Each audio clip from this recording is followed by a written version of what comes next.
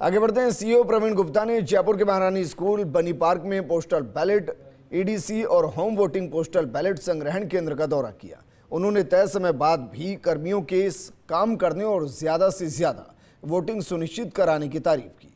इस दौरान सीईओ प्रवीण गुप्ता से खास बातचीत की हमारे सहयोगी डॉक्टर ऋतुराज शर्मा ने। महारानी स्कूल बनी पार्क में मुख्य निर्वाचन अधिकारी प्रवीण गुप्ता ने सारा जायज़ा लिया है। किस तरह का यहाँ पर जायज़ा लिया गया, खासतौर पर जो पोस्टल बैलेट की, ईडीसी की जो यहाँ पर सुविधा दी गई, आपने जायज़ा लिया, कई सवाल भी पूछे, क्या नज़र आया मोटे तौर पर? देखिए, लगभग जो हमारा लोकसभा चुनाव में और विधानसभा चुनाव में अंतर है कि हमारे कर्मचारी इलेक्शन ड्यूटी सर्टिफिकेट से द्वारा भी इसमें पोल डाल सकते हैं, क्योंकि लोकसभा का दायरा 8 विधानसभा के बराबर होता है, तो उसका कार्यक्षेत्र कर्मचारी का उस लोकसभा क्षेत्र में वो वोटर हो जाता है, तो वो आसानी से पोलिंग स्टेशन पे वोट डाल सकेगा। तो इस तरह से 1,44,000 के आसपास ईडीसी होंगे इस बार पोस्टल बैलेट के अलावा। तो लगभग 2.5 लाख के आसपास पोस्टल बैलेट है और 1.5 लाख के आसपास ईडीसी है, तो 4 लाख जैसे वोट थे। तो उनका यहाँ पर ये लोग पोस्टल बैलेट आजकल कार्य चल रहा है, जो कि फ़ेज़ 1 में 18 तारीख तक होगा।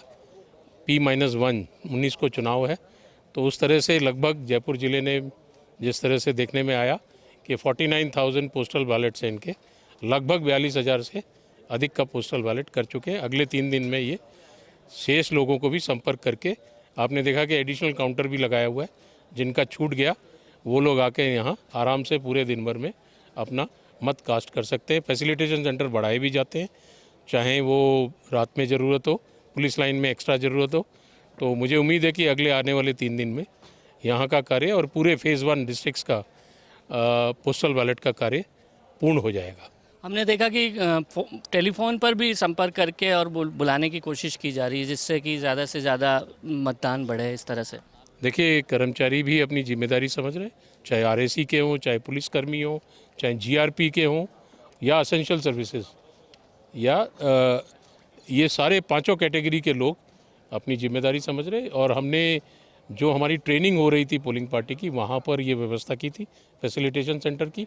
साथ में हमने पुलिस लाइन में, रिजर्व पुलिस लाइन आपने देखा होगा, आरपी एकेडमी या जहाँ भी इनकी आरएसी, घाट गेट, अन्य जगह जहाँ फैसिलिटेशन सेंटर बनाने थे, पूरे राज्य में इस तरह से ज़्यादा फैसिलिटेशन सेंटर बनाए।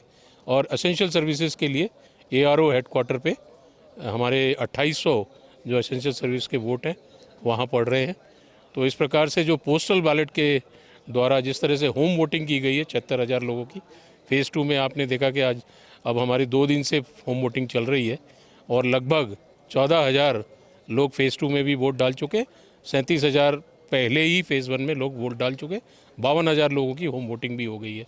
तो जो ये अर्ली वोटिंग होती है चुनाव से पहले, उसकी पूरी प्रक्रिया पूरी हो गई है। साथ में आपने देखा कि हमारी मार्क्ड कॉपी बनती है, जो वोटर लिस्ट जाएगी बूथ पर, उस पर इनका अंकन होना बहुत आवश्यक है कि ये लोग वोट डाल चुके हैं, कहीं दोहरा वोट नहीं पड़ जाए।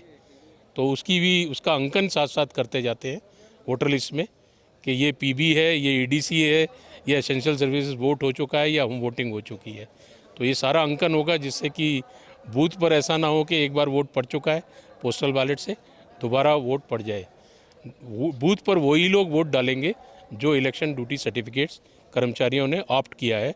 तो ऐसे लगभग 1.5 लाख कर्मचारी हमारे लोकसभा चुनाव में, विधानसभा से जो भिन्न है, विधानसभा में ईडीसी होना मुश्किल है इलेक्शन ड्यूटी सर्टिफिकेट की वजह से, वो पोलिंग स्टेशन पे ही अपना ईवीएम में वोट डाल सकेंगे।